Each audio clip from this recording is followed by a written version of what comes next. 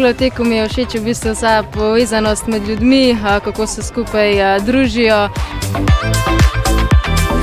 Ja, če se prijavimo na Triglav tek, s tem naredimo lahko dvoje. Ena je v bistvu tista češnja na tortici po našem zaključku priprav na Triglav tek, ali pa tudi, če sami tečemo, imamo nek cilj. Pa mislim, da se je treba kar na Triglav tek prijaviti, ker je to en najlepših tekov, poteka res v naravi.